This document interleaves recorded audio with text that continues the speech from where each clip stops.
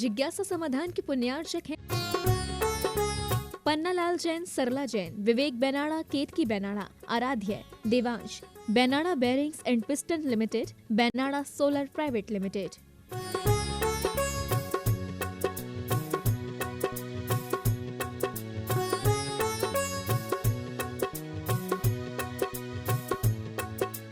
सुंदरतम आगमानुसार व वास्तुनुरूप मंदिर, वेदी, मानस्तंभ, कीर्ति स्तंभ एवं भाव चित्र जैन स्थापत्य एवं शिल्पकला को समर्पित से सबसे विश्वसनीय नाम Erasmic marbles, Makrana, Rajasthan. Our speciality works in Makrana super white marble.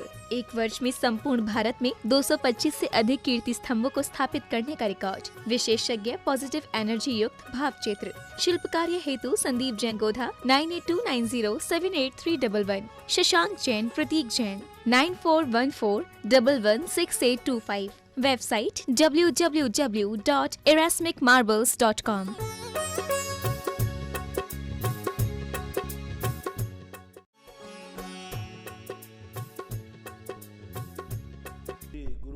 कुंद कुंद महाराज की जय हो। आचार्य श्री गुरुवर विद्या सागर महाराज की जय हो। परम पूज्य निरापक मुनि श्री 108 सुधा सागर जी महाराज की जय। समस्त मुनि संघ की जय। परम पूज्य मुनि श्री निष्कम सागर जी महाराज की जय। सिमरिया रहली से सुषमा जैन की जिज्ञासा है महाराज श्री के चरणों में त्रिवार नमोस्तु। महाराज श्री, मेरी जिज्ञासा है कि सम्यक दर्शन कितने प्रकार के होते हैं और अधिगमक सम्यक दर्शन क्या होता है, कृपया समाधान। सम्यक दर्शन के अनेक अनेक दृष्टिकोण से अनेक अनेक भेद किए गए। निसर्ग और अधिगम सम्यक दर्शन ये निमित्त की अपेक्षा है, ये निमित्त परक है। दूसरे के निमित्त से उत्पन्न हुआ या स्वयं के निमित्त से उत्पन्न हुआ, तो ये दो परिभाषाएं जो हैं ये साधन रूप से हैं। साध रूप से सम्यक दर्शन तीन प्रकार का, उपसम, क्षय उपसम और क्षायक। फिर इन्हीं के भेदों में उपसम सम्यक दर्शन का तो कोई भेद होता नहीं, वो बहुत अल्पकालीन होता है। क्षायक सम्यक दर्शन में भी कोई ज्यादा भेद नहीं पाए जाते। क्षय उपसम सम्यक दर्शन के कई आचार्यों ने, आत्मानुशासनकार ने, पूज्यवर अकलंग स्वामी ने सम्यक दर्शन के 10 भेद भी किए। उन्होंने भी जो 10 भेद किए, वे 10 भेदों को भी उन्होंने निमित्त परक, आज्ञा सम्यक दर्शन, सूत्र सम्यक दर्शन, 20 सम्यक दर्शन, तो ऐसे उन्होंने 10 भेदों के सम्यक दर्शन के भेद किए। तो वो भी उन्होंने एक आधार रूप से किए, आधार आधे संबंध। तो जिनका आधार लेकर के सम्यक दर्शन हुआ उनको वेद बना दिए। दूसरे अध्यात्म भाषा ने 2 भेद किए, सराग सम्यक दर्शन और वीतराग सम्यक दर्शन। ये अध्यात्मी लोगों ने किए। महाज कर्म सिद्धांत में 2 भेद नहीं है, ये अध्यात्मी भाषा में सराग और वीतराग सम्यक दर्शन भेद किए। जब नई की व्याख्या हुई तो निश्चय सम्यक दर्शन और व्यवहार सम्यक दर्शन, इतने दृष्टिकोणों से सम्यक दर्शन को, पर जब विषय वस्तु देखते हैं तो विषय वस्तु तो एक ही नजर आती है, पर इनके दृष्टिकोण जो है अलग अलग। जैसे मोक्ष तो व्यक्ति एक ही प्रकार से अनंत चतुष्टय से जाता है, लेकिन पूज्यवर उमा स्वामी ने तत्वार सूत्र कहा, तीर्थ, क्षेत्र, तप, लिंग आदि, इन सूत्र आदि के माध्यम से अनेक भेद कर दिए। तो ये आचार्यों के दृष्टिकोण होते हैं। तो इतने प्रकार से सम्यक दर्शन के भेदों के संबंध में जैन आगम में समीक्षा मिलती है। छतरपुर से सोहेल जैन की जिज्ञासा है महाराज श्री चरणों में नमोस्तु। महाराज श्री, हम लोग अभी रामायण देख रहे हैं, उसमें एक दृश्य आया, सीता जी कहती हैं कि स्त्री का स्वामी उसका पति होता है, परंतु महाराज जी वर्तमान की स्थिति में देखते हैं कि सब कुछ स्त्रियां जो रहती हैं पुरुष के कंधे से कंधे मिलाकर चलना चाहती हैं। ये कैसी विपरीतता है, कृपया समाधान। स्वामी और सेवक होने की बात अलग है। कंधे से कंधा मिलाने में, स्वामी से कंधे से कंधा मिलाने में कोई बाधा नहीं। एक नौकर भी मालिक से कंधा से मिला के कंधा चलता है। तो कंधे से कंधे मिलाने का अर्थ ही नहीं है कि हमने उनको छोटा कर दिया। आज जो स्थिति बन रही है वो एक विचारधारा पाश्चात्य संस्कृति की हवा है। कंधे से कंधा मिलाने का अर्थ कदापि नहीं कि उनका अनादर करना, बल्कि उनके कार्य को बंटवारा करना। कंधे से कंधे का अर्थ है कि हर सुख दुख में उनका साथ देना। लक्ष्मीबाई गंगाधर राव के साथ कंधे से कंधा मिला के चलती थी, लेकिन उसने कभी गंगाधर का अपमान नहीं किया, उनको कभी उपेक्षा नहीं की, कभी उनका अनादर नहीं हुआ। गंगाधर आए हों और वो लक्ष्मीबाई खड़ी नहीं हुई हो, गंगाधर के कहने पर कोई जवाब दे दिया हो, नहीं, कोई जवाब नहीं देते थे। गंगाधर जो निश्चित करते थे लक्ष्मीबाई उसको फॉलो करती थी, तुरंत फॉलो कर दी, कंधे से कंधा मिलाकर चलती थी, फॉलो करना। उस पर जब कहलाएगा तुम मेरे से बिना पूछे तुमने क्यों ये फरमान जारी किया, आपने मेरे से पूछे बिना क्यों किया, ये हो गई दादागिरी। अभी उद्दंडता कहलाती है, उच्छृंखलता कहलाती है।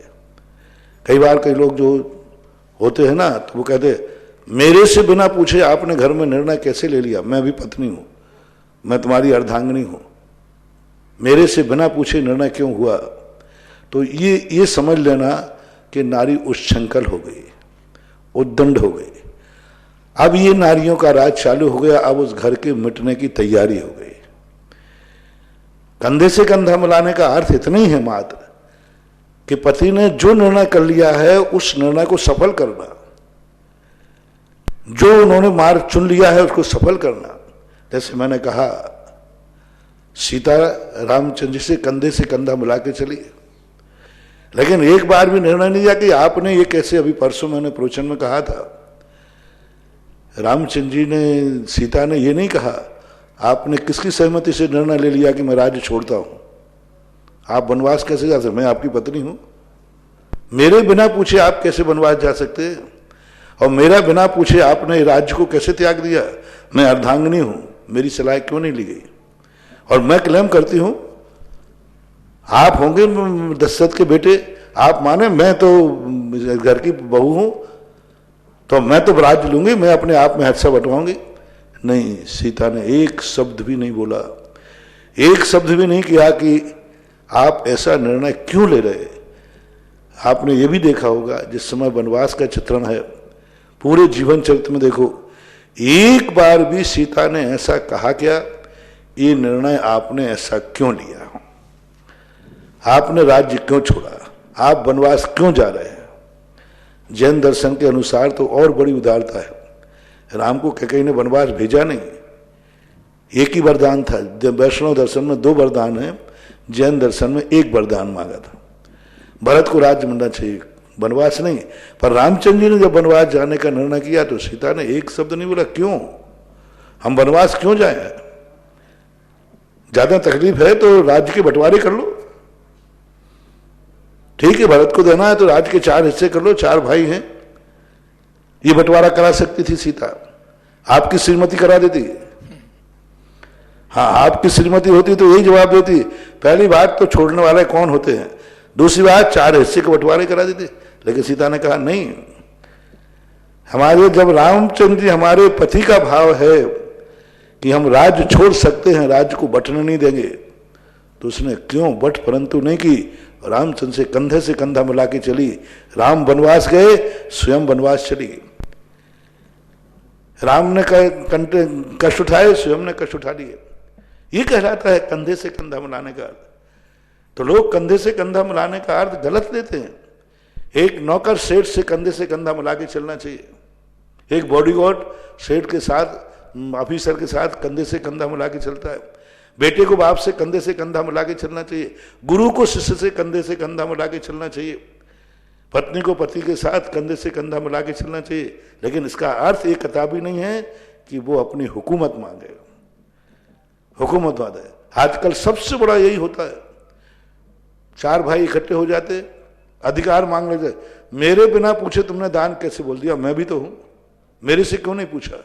इसी की लड़ाई है, इसी में माथे खराब हो रहे हैं सबके, इसी में सबका सारा, जितने घरों में लड़ाई हो रही भाई भाइयों में, मेरे से क्यों नहीं पूछा, मैं भी तो तुम्हारा भाई हूं, मैं भी तो संपत्ति का अधिकारी हूं, बिना पूछे तुम कोई भी निर्णय ले लेते हो। ये कहलाती है उद्दंडता, उच्छृंखलता, अब बनने वाली नहीं है। जब घर में एक भाई करने के बाद इस प्रकार की स्थिति बन जाए, पांडवों में ऐसा नहीं था। दशरथ ने जो निर्णय ले लिया, भीम जैसा बलशाली, अर्जुन जैसा बलशाली, पांचों पांडव कंधे से कंधा मिला के चलते थे, पांचों पांडव कंधे से कंधा मिला के चलते थे।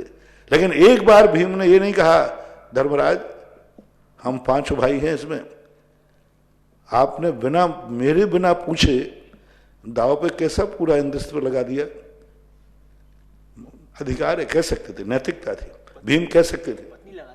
हाँ, भीम को कह सकते थे भैया देखो रुको, अभी आपको मेरे अनुसार दाव पर नहीं लगाना चाहिए, मैं भी अधिकार हूं, इंद्रप्रस्थ आपका ही नहीं है, 5 भागों में बढ़ना चाहिए। लेकिन नहीं कहा। भाइयों को भी दाव पर लगा दे तब तो बोल सकते भैया आप दाव पर लगते मुझे लगा रहे हो। हद तो जब हो गई जब द्रौपदी को दाव पर लगाया, तब तो अर्जुन बौखला सकते थे, भैया ये क्या कर रहे हो, ये पत्नी आपकी नहीं है मेरी है और आप दाव पर लगा रहे। अर्जुन नहीं बोले। तो ये ध्यान रखना, इसका सारांश बनाए, कंधे से कंधा मिला करके तो हर व्यक्ति को एक दूसरे के चलना ही चाहिए, है ना। लेकिन बट परंतु तो करके अपना अधिकार मांगना कि मेरे बिना क्यों ऐसा हुआ। आजकल की स्त्रियां अधिकार मांगती हैं, मेरे बिना घर में निर्णय क्यों हुआ, मैं भी इस घर की बहू रानी हूं, मैं भी तुम पति हो तो क्या हुआ, मैं तुम्हारी पत्नी हूं। तो ये दादागिरी, गुंडागिरी है, ये वो दंडता है, उत्संगता है, इससे घर मिट जाएंगे। इसमें घर का वात्सल्य खत्म हो जाएगा, एक दूसरे का व्यवहार खत्म हो जाएगा, मात्र एक पार्टनरशिप बन के रह जाओगे। अर्धांगिनी होना और पार्टनर होना में अंतर है। आजकल की नारियां पति पत्नी हर कार्य में पार्टनर हैं। जैसे साझेदार हो जाता ना, साझेदार, अब साझेदार तो कहता है बराबर हिस्सा करो, पार्टनर नहीं बनना, साझेदार नहीं है। पति पत्नी पार्टनर नहीं है।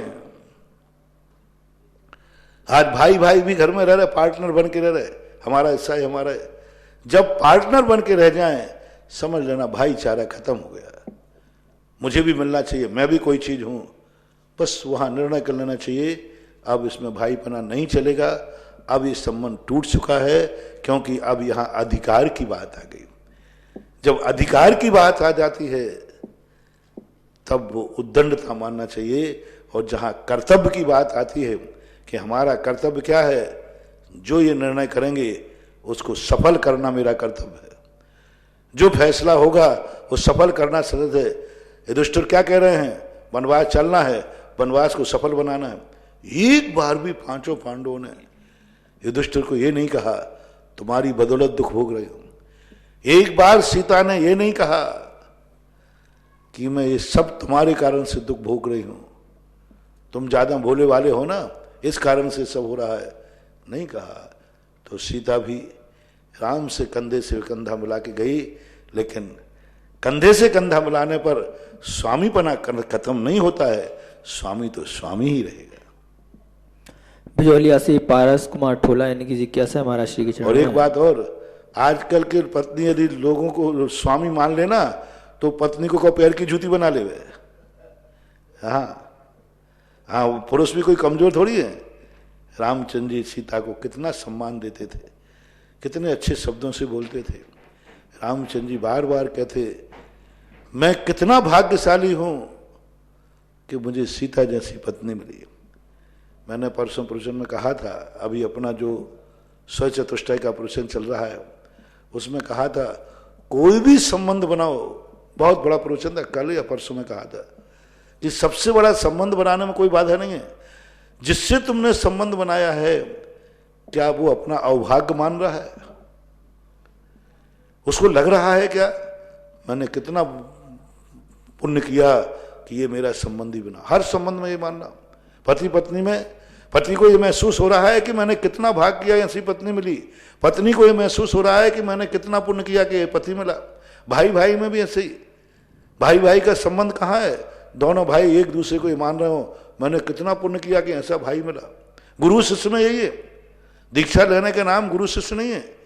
गुरु शिष्य में ऐसा भाव आ जाए मैंने कितना पुण्य किया ऐसा गुरु मिला, गुरु को भाव आ जाए मैंने कितना पुण्य किया कि मुझे ऐसा शिष्य मिला। तो जिससे तुमने संबंध बनाए हो, जिसको तुम अपना बनाना चाहते हो, उसमें सबसे बड़े ध्यान ये रखना है, क्या मुझे पाकर के ये धन्य हो जाएगा, क्या मुझे पाकर के अवभाग्य मानेगा, तो वो संबंध है। और यदि उसके मन में ये भाव आ गया, कहाँ के गले पड़ गया। यदि स्त्री के मन में एक भाव आ गए, कहाँ के गले पड़ गया। पुरुष के मन में आ गए, कहाँ के गले पड़ गई। भाई के मन में आ गया, कहाँ के गले पड़ गया। गुरु के मन में आ गया कि कहाँ का मैंने दीक्षा दे दी, कहाँ का शिष्य मेरे गले पड़ गया, सब खत्म हो गया, कुछ नहीं है, कुछ नहीं, खत्म हो गया। अब संबंध ऊपर से चल रहे हैं, अंदर से तो खत्म हो गए, अंदर से तो पूर्णतः संबंध खत्म हो गया। क्योंकि जहां अधिकार आ जाता है वहां संबंध टूट जाता है, और जहां कर्तव्य आ जाता है वहां टूटा हुआ संबंध भी जुड़ जाता है। बिजौलिया से पारस टोला, इनकी जिज्ञासा है महाराज श्री चरणों में त्रिवार नमोस्तु। महाराज श्री आदिनाथ भगवान को केवल ज्ञान की प्राप्ति कहाँ पर हुई थी? आदिनाथ पुराण में केवल ज्ञान की प्राप्ति कैलाश पर्वत पर बताई गई है, जबकि एक पुस्तक में पुरीमतल बताया गया है। तो महाराज जी सही क्या है, कृपया समझाएं। दोनों उल्लेख मिलते हैं। आदि पुराण में कैलाश पर्वत दिया गया, हरिवंश पुराण में दूसरे जनरेशन हुए पुन्नार संगी, उन्होंने जो है वृषभ सेन का एक स्थान है जहाँ वृषभ सेन को राज्य मिला था, कोई साप नाम भी है, उषा कोई सापुर है, तो उसमें वहाँ जाकर के उनको केवल ज्ञान हुआ। वृषभ सेन का जहाँ राज्य था वहाँ के उद्यान का नाम उन्होंने दिया, उस उद्यान में जाकर के वहाँ पर उनको केवल ज्ञान हुआ। तो अब ये दोनों आचार्य कह रहे हैं हम क्या कहें। हाँ, तो अब त्रिलोय परिणति में भी अलग आ रहा है, इसमें अलग आ रहा है। इतना तो पक्का है केवल ज्ञान तो हुआ है। अब स्थान कौन सा है इस संबंध में अपने ज्ञान का विषय तो है नहीं। अब त्रिलोय परिणति को ही अपन प्रमाण मानते हैं, क्योंकि वो सबसे प्राचीन, इन निर्माण क्षेत्रों का वर्णन करने वाला कोई प्राचीन ग्रंथ है, तो पूज्य वरेती विश्वाचार्य का त्रिलोय परिणति, उसी को प्रमाण मान लेना चाहिए। लेकिन बाद के उन आचार्यों को मैं अप्रमाणित नहीं कह रहा हूँ, अप्रमाणित कहने का तो दुस्साहस मेरे में है ही नहीं कि अप्रमाणित कहूँ, लेकिन यही कहूँगा कि प्राचीन में ये था, बाद में ये नाम भी जुड़ गया। तलवाड़ा बांसवाड़ा से डॉक्टर अमित जैन की जिज्ञासा है, गुरुवर के चरणों में नमोस्तु। महाराज श्री उत्तर पुराण में सभी तीर्थंकर के देश सीता नदी के चारों दिशाएं बताई गई हैं।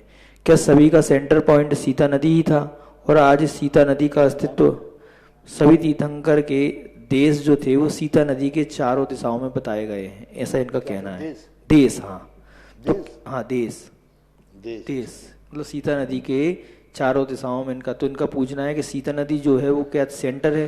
वो वर्तमान सीता नदी जो है पूरे विश्व की, पूरे 3 लोक का मध्य स्थान है, क्योंकि सीता नदी जो विधेय क्षेत्र में बहती है, विधेय क्षेत्र में जो ये नदी है, क्योंकि इधर जो एक पर्वत है हिमवन, महाहिमवन, निषदी और रुक्मणी, इस प्रकार के जो 2 क्षेत्रों के बीच में 6 पर्वत होते ना, हिमवन, महाहिमवन, निषद, नील, रुक्मणी।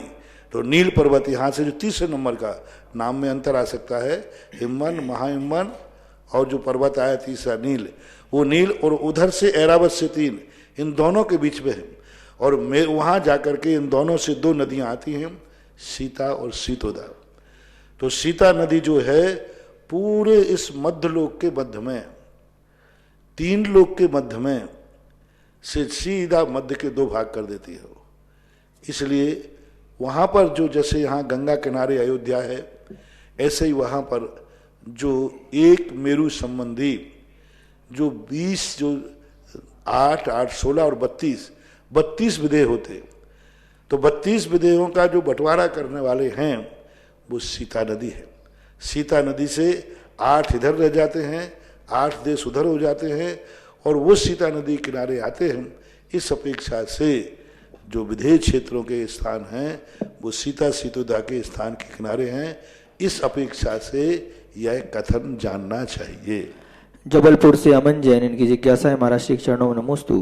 महाराज श्री, आपने 8 अक्टूबर 2016 में ब्यावर चातुर्मास के प्रवचन में कहा था कि यदि पड़ोसी के घर किसी का मरण हो जाए उस वक्त मौज मस्ती नहीं करना चाहिए। दुख के अवसर पर सुख मत मनाना अशुभ कर्म का बंध होता है।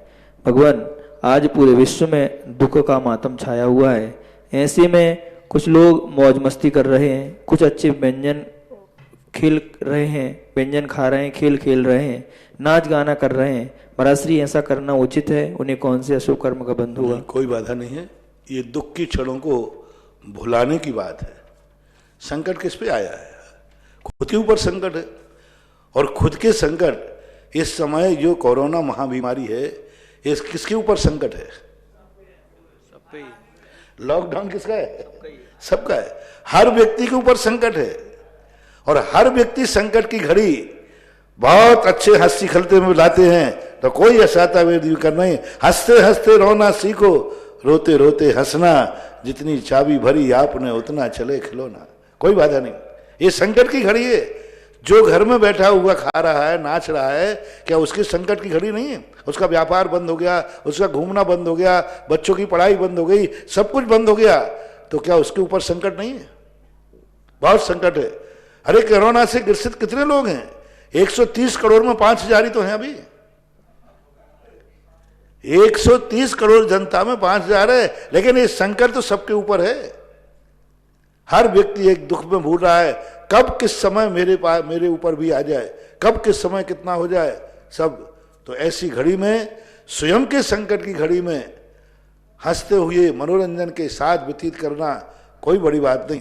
हाँ, पड़ोसी के दुख को देख करके खुशी मनाना ये गलत कहा। पड़ोसी को देख करके, पड़ोसी मर रहा है, उसकी अर्थी रखी है, और तुम बहुत तेजी से कौन सा डांस बोलते? डिस्को डीजे है ना? डीजे। अब तुम खूब जोर से डीजे बना रहे हो और नाच रहे हो, और पड़ोसी के यहाँ अर्थी लगी है, तो वो दुख का कारण है। ऐसा हमारे भारत में कोई नहीं कर रहा है। हमारे आर्यपुत्र जो ओरिजिनल भारतीय हैं, वे कभी किसी के दुख पर नाचते नहीं हैं। वो तो अपना दुख भुलाने के लिए लोग नाच रहे हैं, अपना दुख भुलाने के लिए घर में मनोरंजन कर रहे हैं, अपना दुख भुलाने के लिए, जिससे लोग, बच्चे परिवार सदमे में न चले जाएं, बच्चे परिवार न हो जाएं। तो ये आपका जो प्रश्न है बिल्कुल वर्तमान परिस्थिति के बिल्कुल विपरीत है। आपका सोच गलत है। आप कृपया करके रो रहे हो तो आप भी कल से हंसना और नाचना चालू कर दें। केकड़ी से ललित जैन इनकी जिज्ञासा है, महाराज श्री के चरणों में त्रिवार नमोस्तु। महाराज श्री, मेरी जिज्ञासा है कि जिस तरह कहा जा रहा है कि ये कोरोना वायरस एक किसी देश की साजिश भी हो सकती है, और अगर यह सच साबित होता है और बाद में अगर उसने किसी अन्य देश को उसका एंटीडोट नहीं दिया, तो विश्व में इस महामारी पर कैसे नियंत्रण किया जाएगा? महाराज जी, जब आचार्य मानतुंग महाराज ने पर संकट आया तो उन्होंने भक्तामृत स्तोत्र रचकर संकट दूर किया था। तो महाराज जी, इस वक्त तो पूरे विश्व पर संकट आ रहा है, तो इसका समाधान कैसे होगा? विश्व पर संकट आया है तब किसी महाराज ने कुछ किया है ऐसा तो कोई स्रोत नहीं मिला। स्वयं के ऊपर संकट आया है। उन्होंने स्वयं के ऊपर संकट आया था, मानतुंग आचार्य के ऊपर, तब उन्होंने अपनी ध्यान साधना की थी। क्योंकि जब भी कोई व्यक्ति की साधु की साधना होगी, वो स्वयं के लिए चमत्कृत होगी, स्वयं की जिंदगी काम आएगी। मानतुंग आचार्य की स्वयं की साधना स्वयं के लिए आई। बादीराज को कोढ़ स्वयं हुआ था, मैना सुंदरी के लिए कोढ़ स्वयं का था, यानी पति था स्वयं का, स्वयं के लिए, क्योंकि उसका संबंध स्वयं का था। मनोरमा का स्वयं के ऊपर संकट था, चंदना के ऊपर स्वयं का संकट था कि उसको बेड़ियों से बांध दिया था। मनोरमा का, कनकवली का, गजमोती का, ये सब स्वयं। साधु की साधना, किसी की भी साधना तपस्या हो, वो स्वयं के काम आती है। आज तक कोई भी ऐसा दस, ना चौथे काल में ना पंचम काल में, केवली भगवान का छोड़ दो, कुछ अतिशय रिद्धिधारी संपन्न मुनिराज का छोड़ दो, जिनके कारण से सुविक शौर्य के फल आ जाते हैं। आज तक किसी का काम, किसी साधु की साधना किसी के काम नहीं आई। सबसे बड़े भद्रबाहु स्वामी परम भावलिंगी संत थे, परम भावलिंगी संत थे, द्वादशांग के ज्ञाता थे, शुद्ध केवली थे। उनको भी दक्षिण भारत जाना पड़ा। उन्होंने अपनी साधना और तपस्या के माध्यम से क्यों नहीं 12 साल के अकाल को दूर कर दिया? नहीं कर सकते, क्योंकि दूसरे के पाप कर्म को, दूसरे के किए हुए अपराध को साधु अपनी साधना से मैट सकता है क्या? नहीं बैठ सकता। साधु अपनी साधना से दूसरे के पापों को नहीं बदल सकता। स्वयं कृतम कर्म यदात्मना पुरा फलम तुदीयम लभते शुभाशुभम परेण दत्तम यदि लभ्यते स्फुटम स्वयं कृतम कर्म निरर्थकम तथा। कितनी भी हम साधना कर ले, कितना भी हम पुरुषार्थ कर लें, लेकिन हम दुनिया के कर्मों को नहीं बदल सकते। मात्र उनके कर्म की हम उदीर्णा करा सकते हैं। उनके कर्मों को काम तो तुम्हारे से होगा, मैं रास्ता बता सकता हूं। मेरी साधना, मेरी भावना से तुम्हें हो सकता है भगवान महावीर जैसी भावना भागे, सुखी रहें सब जीव जगत के, कोई कभी ना घबरावे। बताओ कितने लोग सुखी हो गए, कितने लोग सुखी हो गए। महावीर स्वामी खुद अपने मौसा को नरक जाने से नहीं बता पाए। चौथे काल में भी कितने कितने कार्य घटनाएं घटी, जहां महाराज थे, मुनिराज थे, स्वयं भी कितने संकट में 700 मुनिराज कितना हुआ, लेकिन उस समय उनकी जो साधना, उनका पुण्य था, उनके काम आ गए। तो ऐसी स्थिति में विष्णु कुमार निमित्त बने जाकर के, लेकिन पुण्य काम तो उनका ही आया। तो साधु निमित्त बन सकता है। जो मैं मार्ग तुम्हें बता रहा हूं, महावीर जयंती के दिन जो मैंने तुम्हें मार्ग बताया, महावीर जयंती के दिन दिनचर्या बनाई, वह दिनचर्या तुम बनाओ, दूसरे के भरोसे मत बैठो। अभी हम लोगों के भरोसे ये होता तो अभी तक तो हमने निपटा दिया होता। हाँ, एक बार आचार्य जी ने कहा कि किसी, पूरी कथा नहीं सुना रहा हूं, किसी को आशीर्वाद देने के लिए कहा, तो आचार्य जी ने कहा यदि मेरे आशीर्वाद में कोई निरोग हो जाए तो मैं मंदिरों में नहीं बैठूंगा, अस्पताल में जाके तखत डाल के बैठूंगा। यदि कोई गरीब मेरी पिछी लगाने से अमीर हो जाए तो मैं मंदिरों में नहीं बैठूंगा, चौराहे पर हर गरीब के घर में जाके पिछी लगा दूंगा। साधु की साधना काम नहीं आती, आती है मात्र भावनात्मक रूप से, मात्र निमित्त रूप में आती है, कर्तृत्व रूप में नहीं आती। किसी एक का नाम बताओ जिस साधु ने साधना करके विश्व की समस्या का समाधान कर लिया हो, विश्व की कुछ बात मिटा दी हो।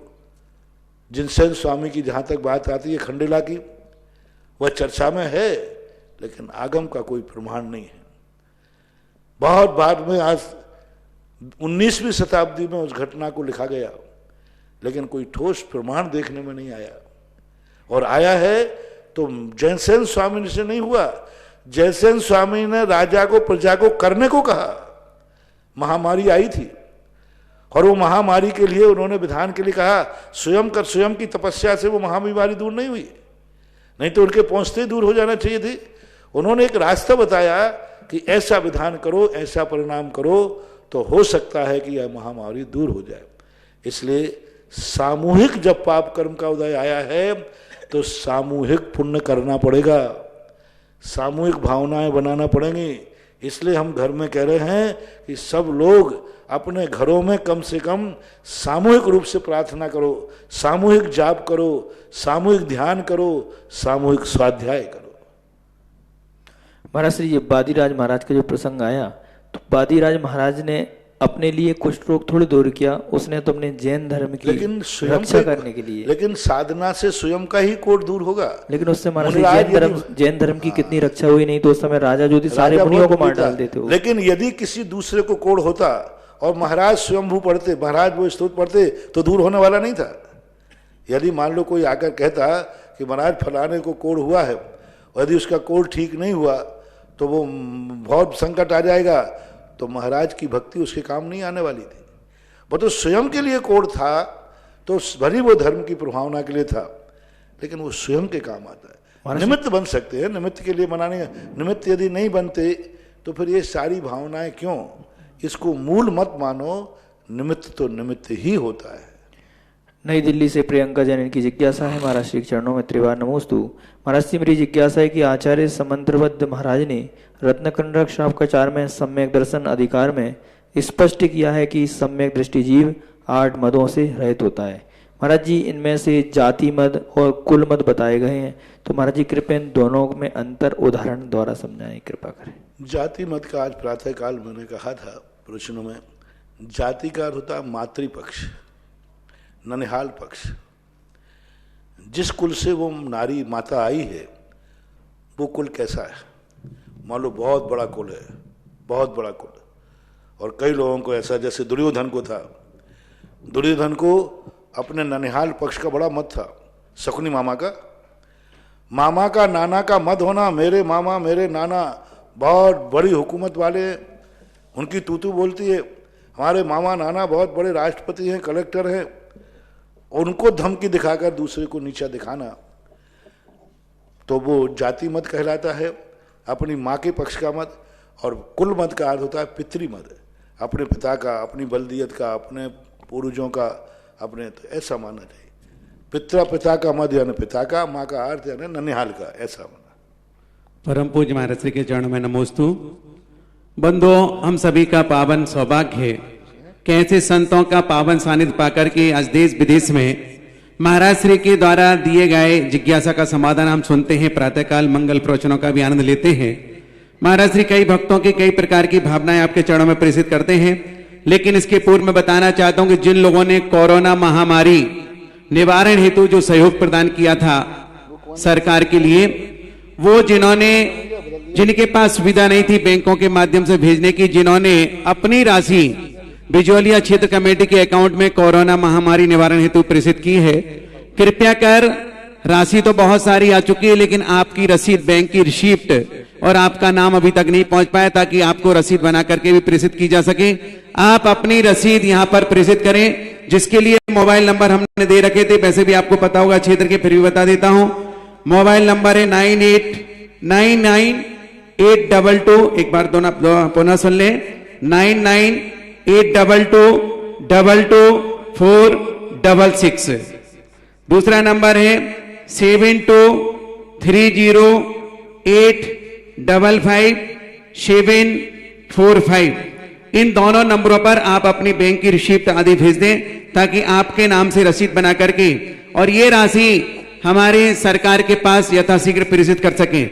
दूसरी बात, अजमेर के आसपास के लोग और प्रॉपर अजमेर वाली, अगर उनको अमाउंट भेजने में दिक्कत आ रही है, तो आप अपने चेक बना करके हमारे नारेली क्षेत्र कमेटी के अध्यक्ष मनीष जी गदिया जी के पास प्रेषित कर दें, ताकि वो सारे चेक कलेक्ट करके राजेंद्र जी गोदा के पास प्रेषित कर सकें। और हिंदुस्तान में, विदेश में जहां से भी लोगों ने अमाउंट घोषित किया है, और जिन जिन लोगों ने बैंक में चेक जमा करा दी है या बैंक का चेक बना दिया है, उसकी फोटो खींच करके व्हाट्सएप पे हमारे राजेंद्र जी गोदा, जो कि राजस्थान जयपुर के एक भामासायक हैं और आज के क्षेत्र में, राजनीति के क्षेत्र में सबसे अग्रणी पंक्ति में खड़े रहते हैं और गुरु आज्ञा में हमेशा तत्पर रहते हैं, उनका नंबर भी हमने आपको दिया था 9829900001। इस पर प्रेषित करें, ताकि ये आपकी राशि व्यवस्थित सरकार के पास पहुंच सके। महाराज श्री, एक भक्त की भावना थी, ऐसे करो, अजमेर से तुमने किसको निकलिया है? मनीष जी गदिया। मनीष गदिया ज्ञानोदय। अजमेर के जो लोग हैं सब अपनी पूरा लिस्ट एक जगह स्थान पर दे दें, और उदयपुर में पारस सिंघवी को जी, उदयपुर के लोग सारे पारस सिंघवी को, उदयपुर में जितने भी जो लोगों को देना है, कोई जबरदस्ती नहीं, जो स्वेच्छा से दे। मैं तो मात्र आपको मार्ग दिखाता हूँ, देना स्वेच्छा से। तो उदयपुर के लोग पारस जी को कर लें, और कोटा के सारे लोग नरेश जी बैठ, कोटा में जिनको लिए जो भी जहाँ दिया है, किसी भी रूप में दिया है आप लोगों ने, उसका पूरी लिस्ट जो है नरेश वैद्य को दे दें, जिससे वो यहाँ तक भेज देवे। और कहाँ का था? बांसवाड़ा का पुनीत, अपने अक्षय जी डांगरा, पुनीत भाई और अशोक जी, इनके पास तक भेज दें, और ये सभी लोग कलेक्ट करके यथाशीघ्र राजेंद्र जी गोदा के नंबर पर प्रेषित करें, ताकि वो अपना अमाउंट जमा करके पूरी लिस्ट के साथ सीएम महोदय के पास प्रस्तुत कर सकें। महाराज श्री, एक जिज्ञासा है रेसु जैन अमेरिका से, गुरुदेव नमोस्तु। महाराज श्री, आजकल पूरे विश्व में लॉकडाउन चल रहा है, गुरुदेव आपसे भक्तांबर जी का अर्थ उच्चारण सहित सुनने का सौभाग्य कब मिलेगा? क्योंकि आज की तारीख में लॉकडाउन के चक्कर में पुरुष वर्ग कभी भी वैसे घर नहीं रहते, लेकिन लॉकडाउन में सभी लोग घर पर सपरिवार बैठे हैं, और हम चाहते हैं कि इस पावन अवसर पर आपके मुखारबिंद से भक्तांबर जी का अर्थ सहित उच्चारण हम सभी को सीखने का मौका मिले। इसकी अभी अनुकूलता, कोई भी चीज को अध्ययन कराने के लिए सामने भी सभा चाहिए। अब मैं क्या, प्रवचन तो अलग चीज है, उसको पढ़ाते समय सामने भी। अब यहाँ तो मैं अकेले हूँ, पंडाल तो पूरा खाली है जी, तो अब वो भाव जो बनते हैं वो नहीं बन पाते। दूसरी बात, प्रातःकाल आप लोग कम पढ़ेंगे, क्योंकि वही समय जो प्रातःकाल लाइव का है उसी समय पे आपके यहाँ रामायण आती है, तो बहुत सारे लोग रामायण को भी देखते हैं जी। मैं किसी को रोक नहीं सकता। तो प्रातःकाल का प्राय लोग रामायण में, क्योंकि 9 से 10 है शायद जी, 9 से 10 का वही समय है। अब शाम की जिज्ञासा का समय है, तो शाम के समय पर बहुत सारे, क्योंकि लेट भी होते, और वो ऐसी चीज है कि मन लग जाए तो एक श्लोक में ही 3 दिन निकल जाए। तो अभी सबसे अच्छा आप लोगों को है कि जबलपुर का, गुना का और ललितपुर में, वहाँ पर हमने भक्तांबर को बड़े विस्तार से लगाया था। जबलपुर की तो बहुत बड़ी सभा थी, बहुत बड़ी सभा, 10-15 हजार लोग बैठते थे एक साथ। तो ये भक्तांबर की आपके पास कहीं कैसेट हो तो यूट्यूब वगैरह पे शायद डल गई हो, यूट्यूब पे आप डाल करके सुधा कलश से आप संपर्क कर लें, तो वो आप किसी घंटे में चलाना चाहें तो वो चला सकते हैं। अभी पढ़ने के संबंध में थोड़ा सा विचार, क्योंकि वो अनुकूलता वो नहीं है जो हम देना चाहेंगे वो नहीं दे पाएंगे। और उन कैसेटों को आज आप जरूर चलाना, मुझे ऐसा ध्यान होना चाहिए कि शायद वो यूट्यूब पर डले होंगे, और नहीं डले हों तो पता कर लें कि वो कैसेट कहाँ है। व्यवस्था हो सकती है, वैसे यूट्यूब पर पड़े नहीं, लेकिन डाले जा सकते हैं ताकि जन जन तक। महाराज श्री के मुखारबिंद से उच्चारण किया गया था और महाराज श्री ने स्वयं अर्थ सहित बताया था, तो डायरेक्ट आपको ऐसा नहीं लगेगा कि महाराज श्री नहीं बोल रहे हैं, डायरेक्ट महाराज जी भी देखेंगे और आप पूरा लाभ अर्जित कर सकते हैं। महाराज श्री अगली जिज्ञासा विकास जी सांगानेर शास्त्री। महाराज जी आपके मार्गदर्शन में अभिषेक आदि जब हम लोग करते हैं, कराते हैं, उस समय आशीर्वाद से आपने सब जगह अभिषेक की विधि को समझाया, सबने बहुत अच्छे से उसका पालन भी किया। उस अभिषेक के क्रम में हम लोग छत्र चमर आदि हम क्रिया रूप में करते हैं, लेकिन जब शाम को हम लोग 48 दीपकों के साथ आरती आदि करते हैं, तो क्या उस समय भी चमर और छत्र का उपयोग कैसे और किस प्रकार से कर सकते हैं? छत्र का उपयोग तो नहीं करना चाहिए रात्रि में, क्योंकि छत्र भगवान के ऊपर जाकर टंगता है, तो उसके तो मैं अनुमति नहीं दूंगा। यदि चबर को यदि आप ढोलते हैं तो कोई बाधा नहीं है। चबर क्या है, दूर से ढोले जाते हैं, जहां आप लोग चबर के संबंध में शुद्धि की उतनी जरूरत नहीं है। छत्र तो भगवान के ऊपर जाता है, इसलिए चबर तो ढोले तो ठीक है, और रात्रि में नहीं करें तो अच्छा है। रात्रि के समय पर चबर आदि को ढोलना उचित नहीं है, मेरी दृष्टि से नहीं करना चाहिए। फिर भी चबर में तो कोई दोष नहीं आएगा, छत्र की अनुमति नहीं दे सकता। आगे श्रीमती तारिका भाभी आर के ग्रुप किशनगढ़ से आपके चरणों में नमोस्तु निवेदित करती हैं। महाराज श्री जिस समय तप कल्याणक मनाया जाता है प्रभु के 5 कणक में, तब भगवान के दीक्षा के लिए, भगवान जब दीक्षा के लिए वन में जाने के लिए तैयार होते हैं, तब देवताओं की जगह मनुष्यों को भगवान की पालकी उठाने का मौका मिलता है। तब अभिषेक में ये प्रक्रिया सौधर्मादि देवता को आगे करते हैं। गुरुदेव मार्गदर्शन करें कि उस समय मनुष्यों को क्यों और किस प्रकार से आगे करने का भाव रखा जाता है? क्योंकि उदयपुर के पंच कल्याणक में प्रश्नकर्ता इंद्राणी थी और इंद्र थे विमल पाटनी और तारिका दोनों सापत्नी। तो वो टीस अभी तक लगी हुई है कि सारे कार्यक्रम तो मुझसे कराए। दीक्षा भी शेख स्वधर्मेंद्र ही करता है, जन्माभिषेक स्वधर्मेंद्र ही करता है, सब कुछ। लेकिन पालकी उठाने में पीछे क्यों किया गया, मूल रहस्य है मंगलाचरण की बात है।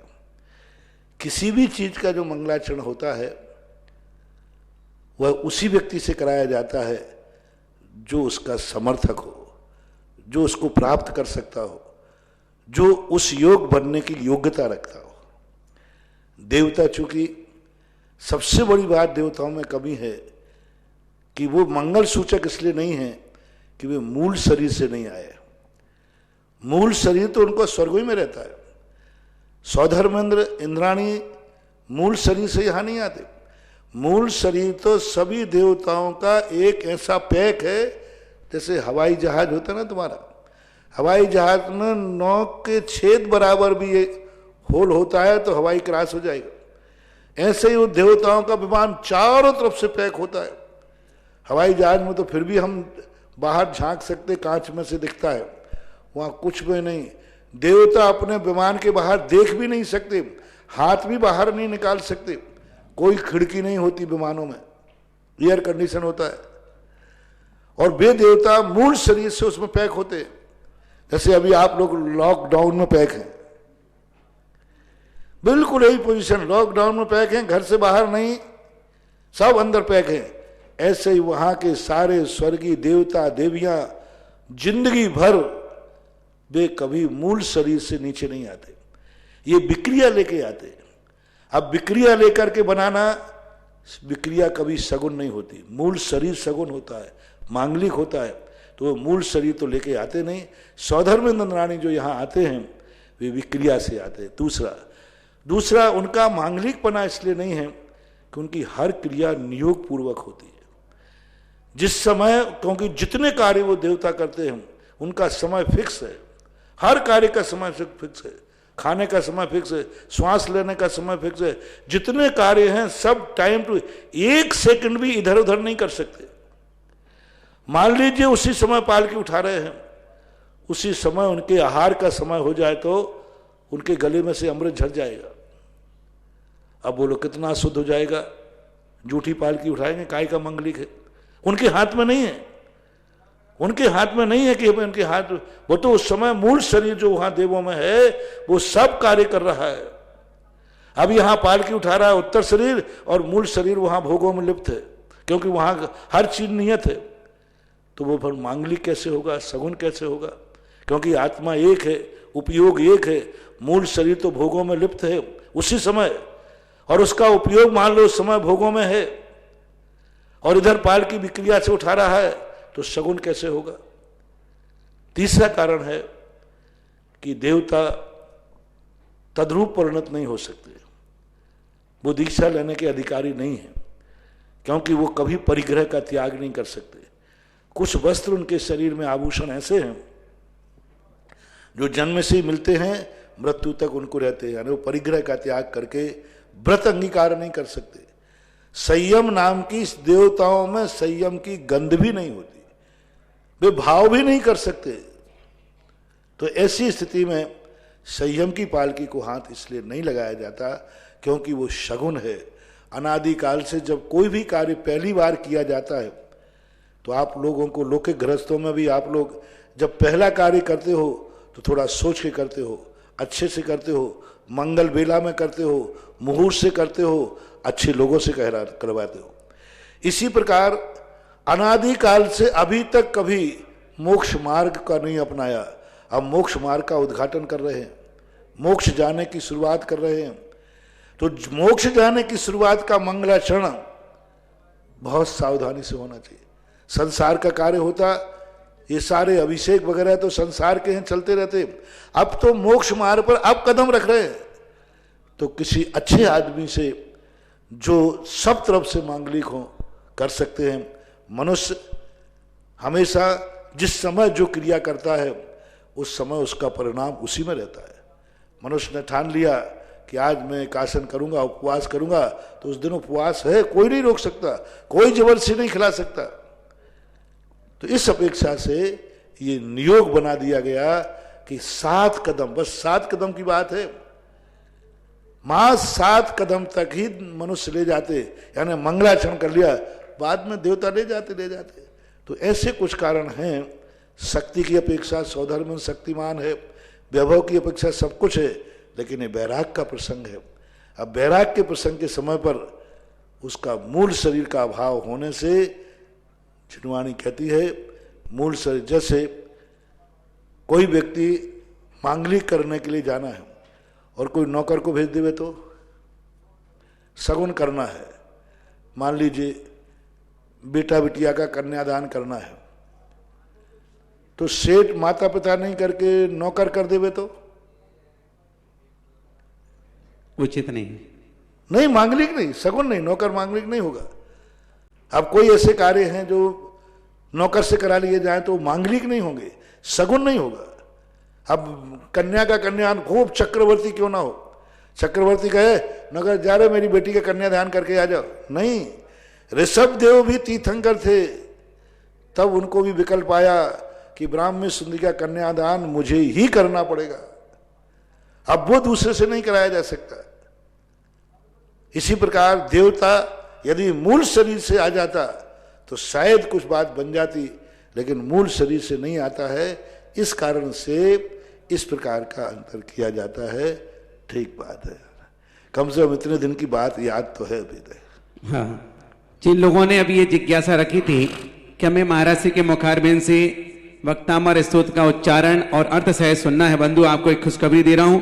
अभी हमारे कार्यकर्ताओं ने यहाँ पर अपने अपने मोबाइल में देख करके बताया, समाचार दिया कि वहां पर YouTube चैनल पर आप जाएंगे तो जबलपुर में जो धर्म सभा लगी थी और भक्तामर स्तोत्र का अर्थ सहित परिचय कराया था, आप उसका लाभ ले सकते हैं। क्योंकि वास्तव में लॉकडाउन से अच्छा समय सपरिवार बैठ करके सुनने का दोबारा मिलने वाला नहीं है।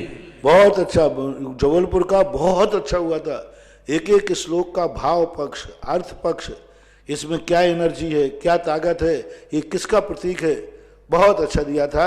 जैसा तुम रामायण का सीरियल चला रहे हो, दूसरे टाइम पे भक्तांबर का सीरियल चालू कर लो। जय हो।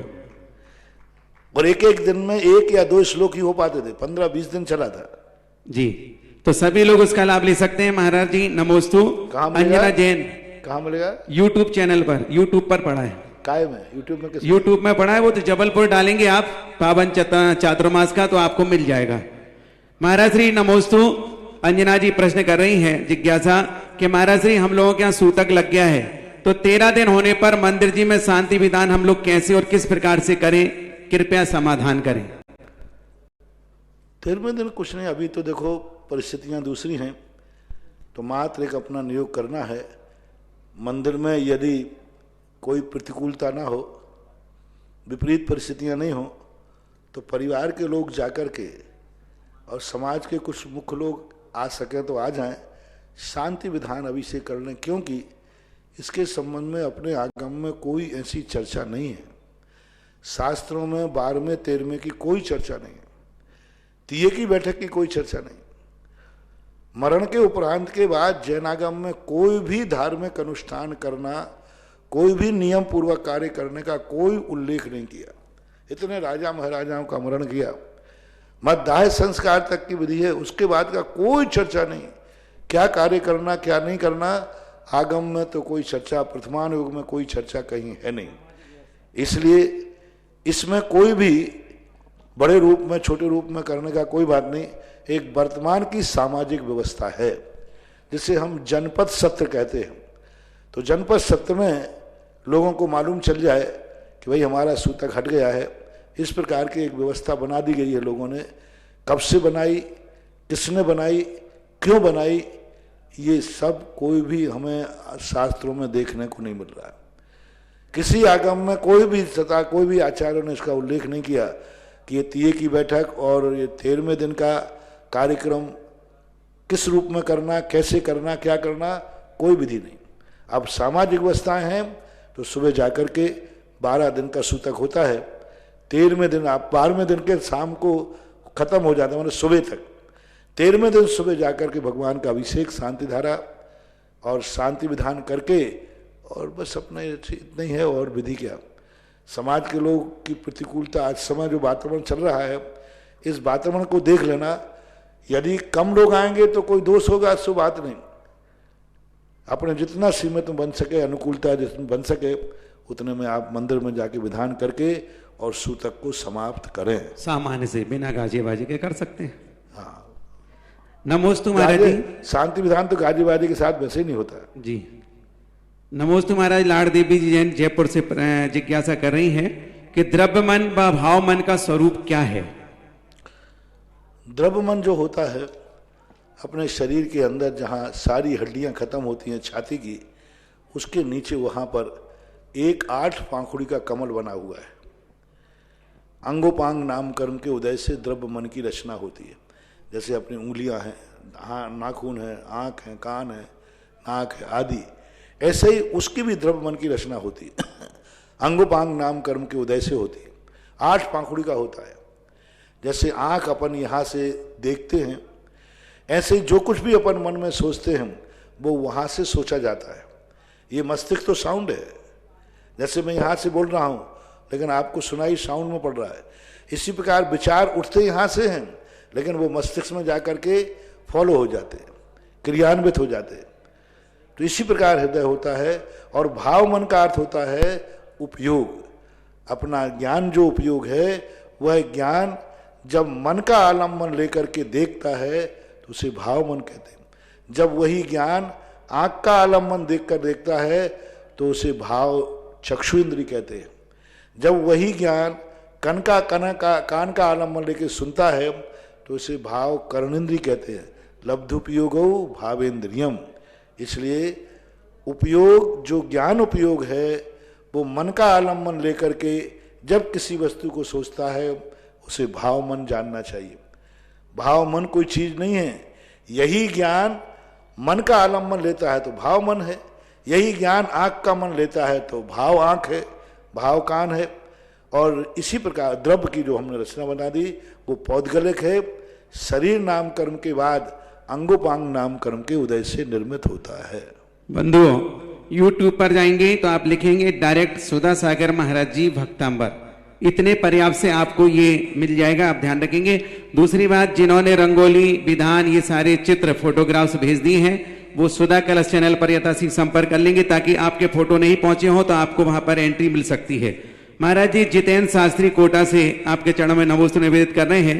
उनकी जिज्ञासा है कि महाराज जी मुझे चक्रवर्ती विवाह करने 12 अप्रैल को भावनगर महाराज जाना था, लेकिन लॉकडाउन के कारण नहीं जा पा रहा हूं। भावनगर वालों की भावना चक्रवर्ती विवाह करने की है, वो पूछ रहे हैं ऐसी परिस्थिति में मैं क्या करूं? विवाह अच्छे से करने की भावना, ऐसे में रुकना चाहिए या जैसे बने वैसे ही शादी कर लेना चाहिए? भाई अभी सारे अच्छे अच्छे कार्य रुक गए, तुम क्यों जल्दी कर रहे हो? क्योंकि वहां पर गुजरात में भी तो लॉकडाउन होगा, महाराष्ट्र में वहां होगा। और देखो कोई लोग आएंगे जाएंगे, फिर वही बात कोई बात हो जाए, 19-20 बात हो जाए। हम साधु लोगों ने भी बिहार रोक दिया, तो आप लोगों के लिए हर कार्य को पोस्टपोन करना ही चाहिए। अब कमरे में बंद होकर दोनों हाथ मिला के थैंक यू वेरी मच करके करना हो तो कर लो, अब हम क्या करें। बाकी तो अभी उचित समय नहीं है। जब देश के ऊपर इतनी बड़ी संकट की स्थिति चल रही है उस समय थोड़ा गौण रखें तो अच्छा है। लेकिन बिल्कुल परिस्थिति कोई हो तो मैं एकदम आदेशात्मक मना भी नहीं कर सकता। जी महाराज जी, रमेश जी गदिया आपके चरणों में नमोस्तु निवेदन करते हुए पूछ रहे हैं, गुरुवर आपने मुनि दीक्षा ली या आचार्य श्री ने आपको दीक्षा दी, कृपया बताने का कष्ट करें। अब ये सब चीजें मुकाय को पूछ रहे हो क्या? ली मैंने है बराबर, दी उन्होंने बराबर। अब दोनों में कि किसको कहें? मैंने ली है और उन्होंने दी है। और यदि मैंने नहीं ली और उन्होंने नहीं दी तो मैं मुनि कैसा? और मैंने ली और उन्होंने नहीं दी तो मैं मुनि कैसा? इसलिए निश्चित समझना, जब दोनों मुनि दीक्षा गुरु देता है और शिष्य लेता है तभी मुनि दीक्षा मानी जाती है। जय हो। तभी मानी जाएगी। यदि वो दे रहे हो मैं नहीं ले रहा हूं तो मतलब क्या है? मैंने ली है उन्होंने दी है तभी ये मुनि दीक्षा मानी गई है। इसलिए इसमें लेन देन का तो कोई विकल्प है ही नहीं।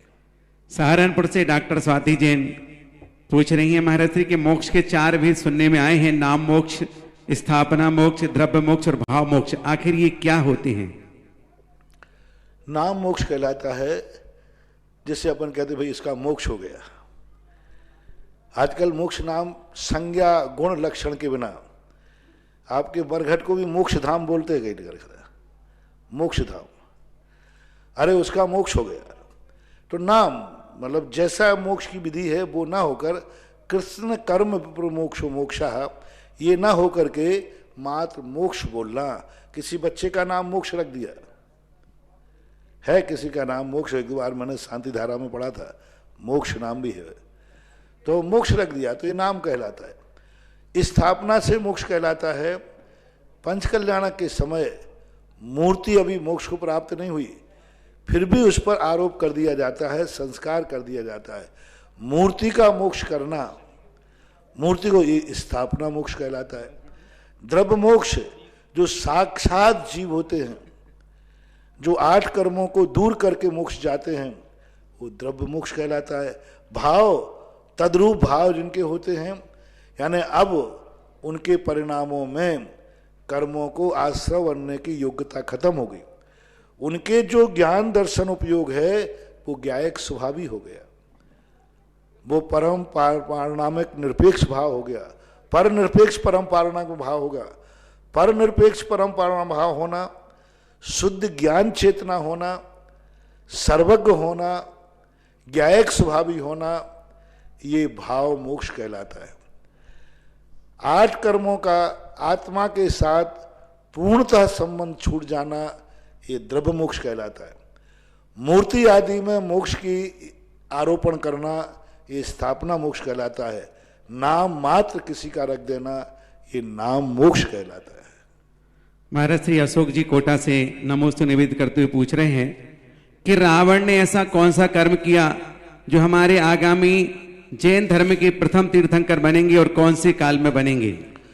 पहली बात तो प्रथम तीर्थंकर बनेंगे नहीं, बीच में जाकर के 15वें 16वें नंबर के लगभग तीर्थंकर का है, लेकिन अभी उन्होंने तीर्थंकर प्रति का बंद किया नहीं। 63 सलाह का पुरुषों में आते हैं। 63 सलाह का पुरुषों में इसलिए आते हैं कि सब कार्य अच्छा किया, थोड़ी सी भूल कर देते हैं। कई बार बहुत अच्छा ड्राइवर होता है, लेकिन थोड़ी सी भूल करने से गाड़ी गड्ढे में गिर जाती है। ये बड़े धर्मात्मा होते हैं 63 सलाह का पुरुष, जन्म कई भवों से पुण्य करते हैं, लेकिन थोड़ा सा इनका भाव हो जाता है, ये निदान बंद कर लेते हैं। संसार के वैभव के प्रति इनके परिणाम बिगड़ जाते हैं। संसार का किसी का वैभव देखकर परिणाम कर लेते हैं, इस धर्म के बदले में एक छोटी सी चूक है, कोई बड़ी चूक नहीं है, उस छोटी चूक के कारण से उनकी दुर्गति हो जाती है। लेकिन जो उन्होंने तप किया है, साधनाएं की हैं, रावण आदि ये जितने नरकगामी जीव हुए बड़े तपस्वी थे।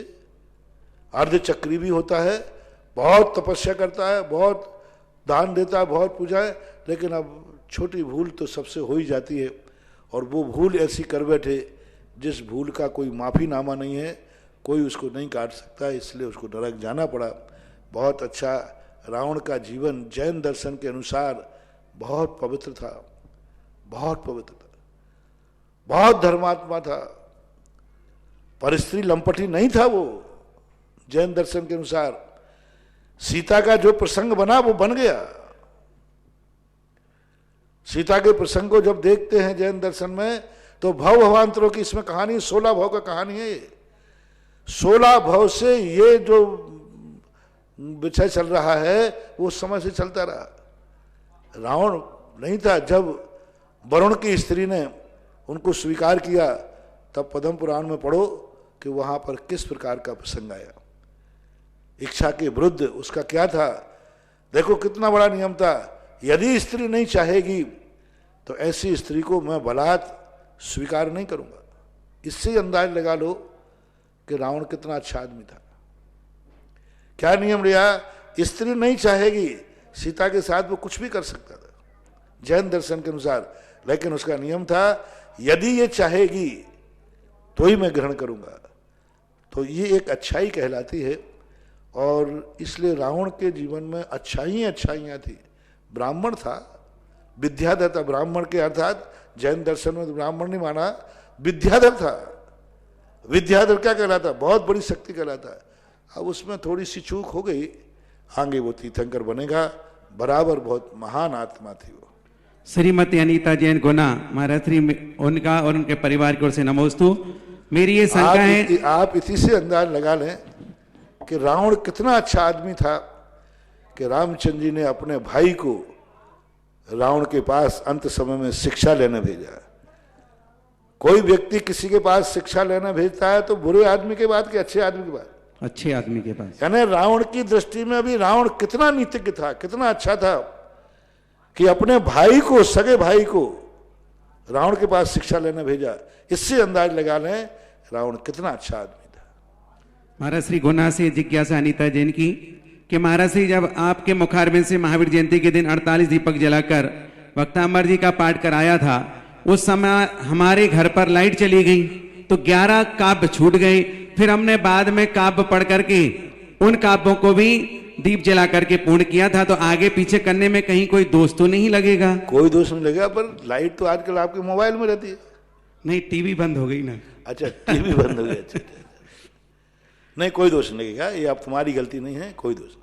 प्राची जैन बेंगलोर से महाराज श्री आपके चरणों में नमोस्तु निवेदित करते हुए बोलते हैं कि जैसे जैन धर्म में मांसाहार का निषेध बताया गया है, तो ऐसे अन्य हिंदू धर्मों में भी मांसाहार का निषेध बताया गया है, कृपया कर समाधान करें।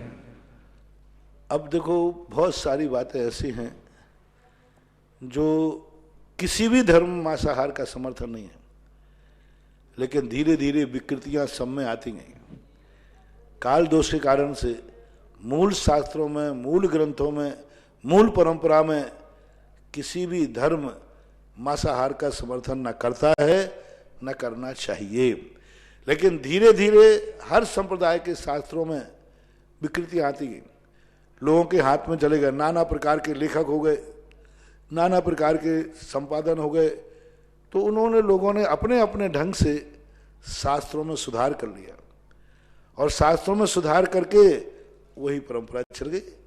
अब मांस की परंपरा तो एक छोटे से मोह से चली थी। नारद और पर्वत दो व्यक्ति थे, और दोनों में एक विवाद बन गया, अजय रष्टव्यम। तो एक ने कहा अजाने बकरा और एक ने कहा अजाने धान। राजा वसुदेव के पास पहुंचा तो राजा वसुदेव ने कहा कि ये तीनों एक गुरु के पास पड़े थे, लेकिन जिसने मांसाहार की बात बोली वो गुरु का बेटा था, यानी मास्टर का बेटा था। तो अब वो मास्टर के बेटे के पक्ष में नहीं बोलता है तो मास्टर के बेटे की जीभ कट जाएगी। तो राजा वसु ने व्यामोहित होकर के मास्टर की जो पत्नी थी, यानी उसकी माँ थी, उसका पक्ष लेकर कहा आज आने बकरा। देव साहब जब से बकरा चल गया। एक झूठ बोलने का, एक मोह के कारण, स्वार्थ के कारण से चल गए। तो ये परंपराएं चल जाती हैं। मांसाहार का मूल स्वरूप में तो धर्म है, और है तो मांसाहार कैसा, और मांसाहार है तो धर्म कैसा। महाराज श्री सागर से ब्रह्मचारिणी संध्या दीदी, शैली दीदी का प्रश्न है कि संसारी जीव यदि ऋजु गति से मरण करके जाता है तो उसे पूर्व भव का स्मरण रहता है, तो क्या सभी को स्मरण रहता है और कितने समय तक रहता है? कहाँ पे? संसारी जीव यदि ऋजु गति से मरण करके जाता है, ऋजु गति से, हाँ, तो उसे पुनर्भव का स्मरण रहता है। कहाँ पे, कहाँ जाता है? अब ये नहीं लिखा, इन्होंने इतना ही भेजा था, पुनर्भव का स्मरण रहता है। पूर्व भव का स्मरण रहना कोई जरूरी नहीं है, क्योंकि पूर्व भव की धारणा शक्ति जो है रह भी सकती है, नहीं भी रह सके। देवता तो बाद में ऐसा उल्लेख आया शास्त्रों में कि देवता जन्म लेने के बाद जब उनको विकल्प आया कि मैं यहाँ कैसे आ गया, क्या है, तो अवध ज्ञान होता है। तो अवध ज्ञान से जानते हैं वो अपने पूर्व भव। देवताओं को भी जन्म से अपने आप अपने भव याद नहीं आते। वे जब वहाँ जाकर भव प्रत्यय नाम का अवध ज्ञान लगाते हैं तब उस अवध ज्ञान से जानते हैं। इससे यह सिद्ध हुआ कि पूर्व भवों का स्मरण दूसरे भव में रहता है, ऐसा कोई नियम नहीं है। 99% रहता ही नहीं है, कोई एकाध कुछित कथित % में रहता हो, आगम से तो नहीं रहता। शास्त्रों के अनुसार तो जो शुद्ध ज्ञान है, अक्षरात्मक ज्ञान है, वह 9 कर्म के अधीन है। जब तक पर्याप्तियां पूरी नहीं हो तब तक उसको ग्रहण करना संभव नहीं। कुछित कदाचित क्षयोपशम के माध्यम से किसी का रह सकता है, लेकिन रहता है। जब देवों का ही नहीं रहता, नारकियों का नहीं रहता, तो मनुष्य त्रियंशों का होना अनिवार्य नहीं। कुछित कदाचित जो घटनाएं अपन सुनते हैं तो इसको अपवाद मार्गना चाहिए, मूल मार्ग नहीं। महाराज श्री अरविंद कुमार मोदी खुरई मध्य प्रदेश से आपके चरणों में नमोस्तु निवेदित करते हैं, और उनकी जिज्ञासा है कि पाप और पुण्य कर्म तथा भाग्य और पुरुषार्थ किसे कहते हैं? जीवन में सुख, शांति और समृद्धि प्राप्त करने के लिए इनका संतुलन किस प्रकार बनाया जाए? भाग्य नाम का शब्द किसी सिद्धांत ग्रंथों में नहीं मिला।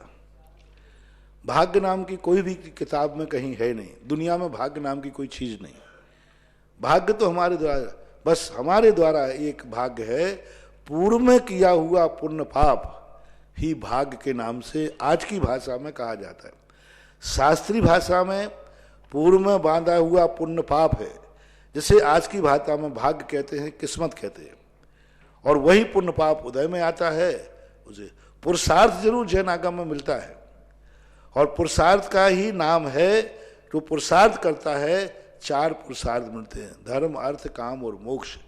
तो पुरुषार्थ शब्द तो आया है, भाग्य शब्द पुण्य पाप के रूप में ही जानना चाहिए। ऐसा महाराज श्री शीटो जैन धानोप्या बिजोलिया से आपके चरणों में नमोस्तु निवेदित करते हैं। महाराज श्री, मेरी जिज्ञासा है कि कोरोना वायरस संपूर्ण विश्व में महामारी का रूप ले चुका है।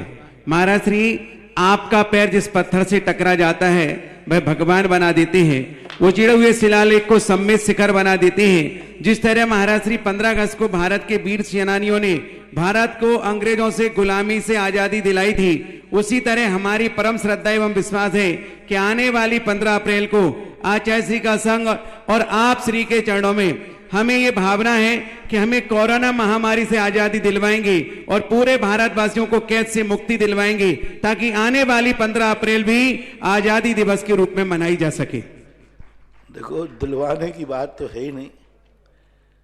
अब दिलवाने के हाथ में होता तो अभी तक तुम्हें दिलवा देता। वो जीव ऐसा है ना जिसे मार सकते हैं और ना जिसे हटा सकते हैं। वो जीव ही इस भेष में आया है और ना पकड़ सकते। वो जीव ही ऐसा छुप के आया। पाप और पुण्य का हमारे शास्त्रों में एक अदृश्य नाम आता है, दर्शन शास्त्रों में इसको अदृश्य बोलते हैं।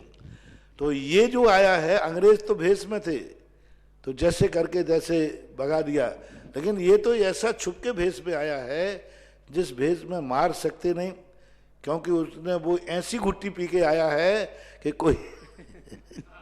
कोई दवाई काम कर ही नहीं रही। और ऐसा छुप के आया है कि पकड़ में आ नहीं रहा। वो भी पकड़ में आ जाए तो सारी दुनिया को खोलते, उसको लॉकडाउन कर देते अपन जी। भाई सारी दुनिया के अपेक्षा तू ही बंद हो जाए डिब्बे में। तो अब ये परिस्थितियां हैं। भावना भावनाशिनी। कभी कभी देखो बहुत अच्छा प्रभाव पड़ रहा था, भारत की धर्म संस्कार सब प्रकार से लोग मेहनत करके हो जाता, लेकिन कुछ अराजक तत्वों ने यही ठान लिया है। अभी तक देखो एक पक्ष था, अपन ये जान रहे थे हर व्यक्ति इस कोरोना को मिटाना चाहता है, हर व्यक्ति इसको समाप्त करना चाहता है, लेकिन अभी कुछ दिन से ऐसा पता चला कि कुछ लोग कह रहे हैं कि कोरोना नहीं मिटना चाहिए, हम मरेंगे और तुम्हें मारेंगे। अब बोलो, ये खतरनाक हुआ, ये कोरोना का बाप हो गया। यानी उसको कह रहे हैं कि मैं भी मरूंगा, वो भी मरने को तैयार हैं, लेकिन हम 10 को मार के मरेंगे। कोरोना को एक आत्मघाती जस्ता बना लिया, और आत्मघाती है ही। तो अब ये स्थिति से काबू, कोरोना पे तो काबू पा लेते, लेकिन अब ऐसे मनुष्य उद्दंड होकर सामने आ रहे हैं जो कोरोना को फैलाना चाहते। वो कहते मैं मरूंगा तो मरूंगा, तुम्हें भी मार के ले जाऊंगा। और ऐसे ऐसे लोग कहने लगे तुम मरो तो मरो, 10 को मार के जाना। तो तुम्हारे लिए ऐसा दुनिया भर की बातें कर रहे हैं। ये बात है अब बहुत बड़ी विचित्र हो गई है। जहां साधु, जब तक कोरोना का सवाल था तब तक हम लोग ताकत लगा रहे थे, जब मनुष्य जाति ही मनुष्य जाति को मारने के लिए तैयार हो गई तो साधु दोषवादे चमोन्य। जब ऐसी स्थिति बनती है तो हम लोग तटस्थ हो जाते हैं। किशनगढ़ से मुकेश जी काला, महाराज श्री नमोस्तु। खुदाई में हमेशा देखने में आता है कि वर्तमान 24 की प्रतिमाएं मिलती है, भूतकाल की क्यों नहीं मिली? ये भूतकाल की क्यों और किस कारण से नहीं मिलती हैं? मिलती है, ऐसी बात नहीं है, भूतकाल की प्रतिमा मिलती। सबसे प्राचीन त्रिकाल 24 शास्त्रों में भरत चक्रवर्ती ने कैलाश पर्वत के ऊपर बनाई थी। ये तो शास्त्रीय प्रमाण है। अब तुम कहो कि मूर्तियां कहाँ हैं, तो आप कभी मुक्तागिरी जाना। मुक्तागिरी में एक बड़ा झरना है ऊपर जाकर, और झरने के पास में एक गुफा है। उस गुफा के अंदर बहुत प्राचीन, सबसे भारत की सबसे प्राचीन गुफा है वो, अरावली पर्वत है उसमें गुफा। उसके अंदर 72 मूर्ति बनी है। जब वहाँ चतुर्मास थे, पूज्यवर के चरणों में, पूर्वर के साथ में था, उस समय जाकर के हम उपवास के दिन उस गुफा में जाकर के ध्यान करते थे।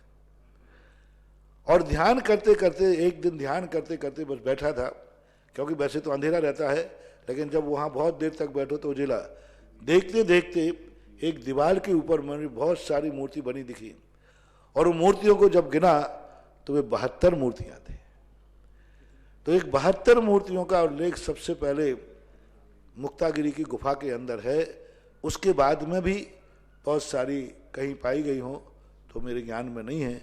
आगम सम्मत हैं, भूता अनागत वर्तमान समये तेभ्यो जनेभ्यो नमः। पूज्यवर पूज्यपाद स्वामी ने चैत्य भक्ति में स्पष्ट रूप से किया। चैत्य भक्ति करते हुए कहा सम्यक दर्शन ज्ञान आदि की चर्चा करते उन्होंने इस पर कहा भूतानागत वर्तमान समय तेभ्यो जनेभ्यो नमः।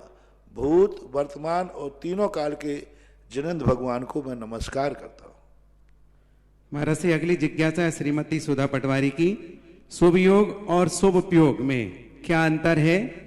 क्योंकि शुभ योग तो मिथ्या दृष्टि के भी होता है और शुभ उपयोग सम्यक दृष्टि के पास ही होता है। शुभ योग बाह्य क्रिया से संबंध रखता है और शुभ उपयोग भावों से संबंध रखता है। शुभ योग जो है संसार की व्यवस्थाओं को प्राप्त करने के लिए जब धर्म क्रिया करता है तो शुभ उपयोग होता है, और शुभ उपयोग में व्यक्ति अपना लक्ष्य परमार्थ को बनाता है। संसार की क्रियाएं करेगा वो, लेकिन उसकी दृष्टि हमेशा मोक्ष पर रहती है। जैसे संसार की क्रियाओं को सम्यक दृष्टि औषधि मान के ग्रहण करेगा, औषधि को खाएगा, लेकिन ये भाव भी करेगा ये औषधि कब छूटेगी। संसार के विषय भोगों को ग्रहण करेगा औषधि मानकर। क्या औषधि है? मेरे कर्म का उदय है, मैं अपने मन को अपने विचारों पर कंट्रोल नहीं कर पा रहा हूं, मेरा असंयम भाव है, इस प्रकार का। लेकिन अंदर ज्ञान से वो कहेगा नहीं, हमारे लिए एक दिन मोक्ष जाना है। धर्म की क्रियाएं करेगा तो परमार्थ के लिए करेगा। संसार के लिए जब वह क्रिया करता है, धर्म की क्रिया, उस समय उसका शुभ योग होता है। संसार के लिए धन दौलत प्राप्त करने के लिए रावण ने प्राप्त किया मुझे बहुरूपणी विद्या सिद्ध हो जाए, तो ये शुभ योग कहलाता है। और जब वही धर्म की क्रिया परमार्थ के लिए, कर्मों की निर्जरा के लिए की जाती है तो वह शुभ उपयोग कहलाता है। ऐसा महाराज श्री, जब किसी पंडित के पास, ज्योतिषाचार्य के पास लोग जाते हैं और ज्योतिषाचार्य कहता है कि इस राशि पर 7.5 लगे, इस राशि पर ये ग्रह का प्रभाव है, इस राशि पर ये ग्रह का प्रभाव है, लेकिन अभी तो देखने में ऐसा आ रहा है कि ऐसी कोई भी राशि नहीं बची जिस पर ग्रह का प्रभाव ना हो। नहीं, ऐसी बात नहीं है, बिल्कुल देखने में आ रहा है। जो कोरोना से बचे हैं उनकी राशि शुभ है, उनको प्रभाव नहीं पड़ रहा। अकेले लॉकडाउन में थे, और कई लोग तो इतने खुश हैं कि कम से कम आज सारे जितने नौकरी करने वाले सरकारी नौकरी हैं उनकी फौवारा है, घर बैठे सबसे बड़ी वेतन पूरा मिलना है और नौकरी पे जाना नहीं। अरे वाह भाई, बात तुम कैसी बात कर रहे हो। जितने सरकारी नौकर हैं वे इस समय अपने आप में कोरोना से तो डर रहे हैं, कोरोना नहीं हो जाए, लेकिन कायदा से वहां दिन भर क्लर्क बनकर फाइलें करना, ये करना वो करना। परिवार के पास समय नहीं था। प्राइवेट जो नौकरी करते थे कंपनियों में, वे सुबह 8 बजे से शाम के जाकर के 9-10 बजे तक घसीटते थे, परिवार को समय ही नहीं दे पाते थे। कई नौकर ऐसे हैं जिनके बच्चे जन्म तो ले लिए लेकिन पापा को नहीं जानते, उनके उठने के पहले चले जाते और सोने के बाद आते। भाई आज सब घर में, आज सब मजे में है, उनकी तरफ से कोई शिकायत नहीं। अभी तक किसी भी नौकरी वाले ने, जिसकी नौकरी परमानेंट है उनकी कह रहा हूं, जो सरकारी नौकर में है, उसने आज तक ये नहीं कहा कि महाराज ये लॉकडाउन कब खुलेगा। तो इसका अर्थ है कि उनका तो अभी फवारा चल रही है, क्योंकि पगार तो मिल रही है। ऐसा नहीं, सबका नहीं है, सबका पुण्य है। बोलो बिजोलिया क्षेत्र के अंदर जो रह रहे हैं, किनका पाप कर्म का उदय है? सबका पुण्य कर्म का। फिर महाराज श्री सपन जैन अशोक नगर से नमोस्तु। महाराज श्री, हमारा परिवार बहुत बड़ा है, लगभग 33 लोगों का परिवार है। हमने महावीर जयंती पर आपकी आज्ञा से महावीर जयंती को बहुत अच्छे रूप में मनाई। घर के प्रवेश द्वार से घर की छत तक जुलूस निकाला, पालकी के साथ सबने साथ में फिर विधान भी किया, एक साथ पालकी भी झुलाई, झूला भी झुलाया, महावीर कथा भी सुनी। इसके बाद हमने शाम को भक्तामर पाठ किया, सबने साथ में आरती भी की, सबको बहुत अच्छा लगा। दीपावली के अलावा भी ऐसा कुछ हो सकता है घर में, हम लोगों ने कभी सोचा नहीं था, उससे भी अच्छा लगा। महाराज श्री, अगर एक बड़ा परिवार साथ में रहता है तो ऐसा क्या करें, कैसे नियम का पालन करें कि हमारा परिवार हमेशा हमेशा संयुक्त परिवार बना रहे? हाँ, तो उसके लिए यही है कि अपने संयुक्त परिवारों को एक दूसरे को समझने का प्रयास करें। अभी एक छोटा सा उदाहरण दे देते हैं। एक परिवार में बहुत सारे लोग इकट्ठे रहते थे, 50-60 लोग इकट्ठे रहते। सब लोग उनसे पूछते थे कि संगठन का क्या कारण है। तो वो सबसे पहले उस घर के जो बुजुर्ग थे उसके पास गए, बोले साहब आप लोगों में क्या ऐसा संगठन है, कितने सारे लोग एक चूल्हे पर रोटी खाते हैं, इसका क्या कारण है। तो बोले भाई देखो, मेरे से मत पूछो, मेरा छोटा भाई है उससे पूछ लो। उसके पास गए, उसने कहा मैं इस सब आप नहीं देखा, मेरे से और छोटा भाई उससे पूछ लो। उसके पास गए तो उसने कहा था आप देखो मेरा एक भतीजा है, बड़े भाई का लड़का है, आप उससे पूछ लो। उसके पास गए तो उसने कहा देखो भाई मेरे पास एक चाचा का भैया है, लड़का है बुमरा, उससे पूछ लो। यानी वो 50 लोगों के बाद एक के बाद एक पे याद गए, 50 लोगों ने यही कहा उससे पूछ लो। जब सबसे छोटे के पास गए तो बोले साहब आप इतना बड़ा प्रश्न मेरे छोटे से पूछ रहे हो, आप जो मेरे से बड़ा है उससे पूछ लो। और अंत में जाकर के उसी से दादाजी के पास पहुंचे। उसने पूछा कि भाई ये क्या तुम लोग मामला है। बोले अभी तक समझ में नहीं आई, संगठन का यही राज है कि हम जो काम करते हैं एक दूसरे को इज्जत देते हैं, एक दूसरे को सम्मान देते हैं। हम बड़े थे, मैं जवाब दे सकता था, लेकिन जब छोटे को पता चलेगा कि दादाजी ने, छोटे भाई को पता चलेगा कि बड़े भाई ने मेरे पास भेजा है, तो वो मेरे प्रति अच्छे भाव रखेगा कि नहीं रखेगा। और जब लौट के छोटा ने कहा, छोटे के पास आप गए तो छोटे ने मेरे पास भेजा, तो मुझे कितना अच्छा लगा कि सारे छोटे मेरा कितना सम्मान करते हैं। कि हमने ये परीक्षा कर ली कि 50 लोगों के पास गए, लेकिन 50 में 49 लोग मेरा अदब करते हैं। देखो सब ने मेरे ऊपर छोड़ दिया। और छोटे इसलिए खुश हैं कि दादाजी इतने बड़े थे, फिर भी दादाजी ने इसको मेरे पास भेजा। यानी एक दूसरे को यदि हम रिस्पेक्ट देंगे, एक दूसरे को हम समझेंगे, एक दूसरे को हम इज्जत देंगे, तो हमारा संगठन बढ़ेगा और हमारी महानता बढ़ेगी। इस उदाहरण से सारे टूटते हुए परिवारों को समझ लेना चाहिए। जिज्ञासा समाधान के पुण्यार्चक थे पन्नालाल जैन, सरला जैन, विवेक बेनाड़ा, Ketki Benada, Aaradhya, Devansh, Benada bearings and piston limited, Benada solar private limited.